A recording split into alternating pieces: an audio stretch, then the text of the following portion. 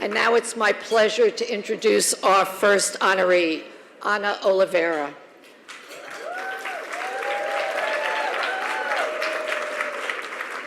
Every leader needs partners to drive success. Ana and the New York Women's Foundation have been extraordinary partners, both to me and Sanctuary, and to all of the survivors who are seeking our help. I first met Ana shortly after I came to Sanctuary in 2014. She immediately welcomed me with warmth and generosity and continues to provide invaluable guidance and support. Ana was among the first funders to recognize the enormous potential of our economic empowerment program. The project is dedicated to teaching gender violence survivors the skills they need to lift themselves out of poverty. EEP is one of Sanctuary's signature programs, thanks to the vision and foresight of funders like Ana. Please take a moment to learn of Ana's myriad professional accomplishments in the program. And she recently moderated a philanthropy roundtable that Sanctuary convened, unpacking why only 1.6% of all philanthropic dollars are directed towards women and girls. Yes, you heard that right, only 1.6%, and why so few funders make gender violence a strategic priority.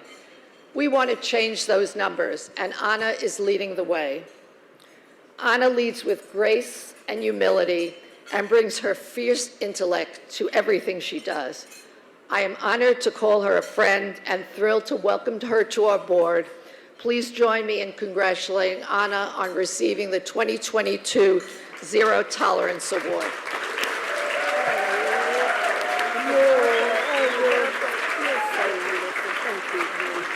There you go. Good evening, everybody. How are you doing? I am so inspired by the energy in this room. And I wanted to say that I stand here, really not for me.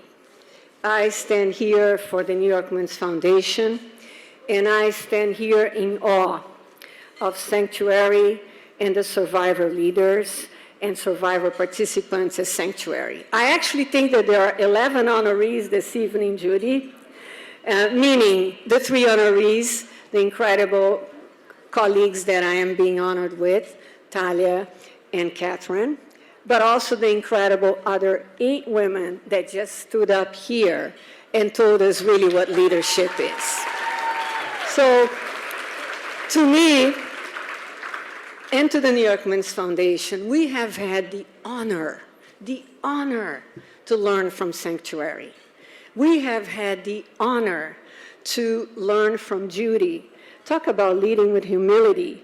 Judy Kluger is somebody that very gently, very persistently, brilliantly creates the best good trouble in New York City against gender-based violence.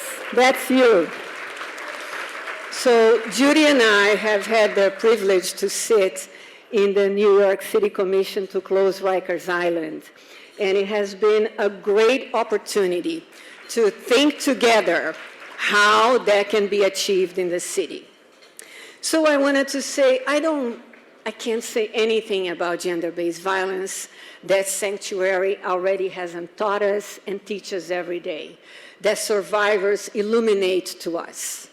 But I do want to say that our job is not done. Our collective job is not done.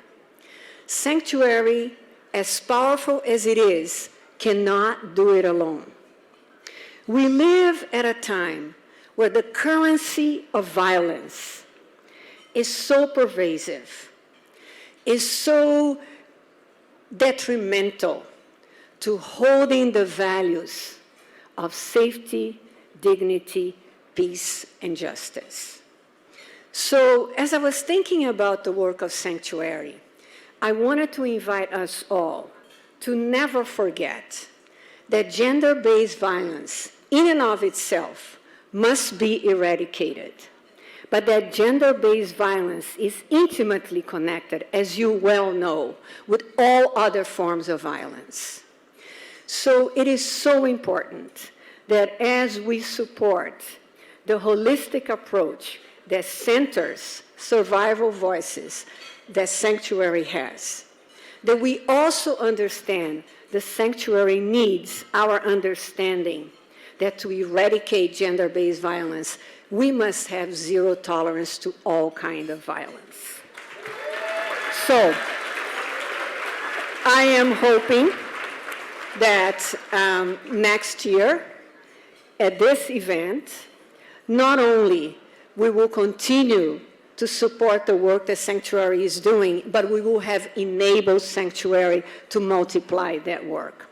So the foundation, the board of the foundation, the staff of the foundation, really thanks Sanctuary for your leadership, for your courage, and for your unflinching commitment and clarity about the possibility of creating a world free of violence. We thank you very much for this, Judy.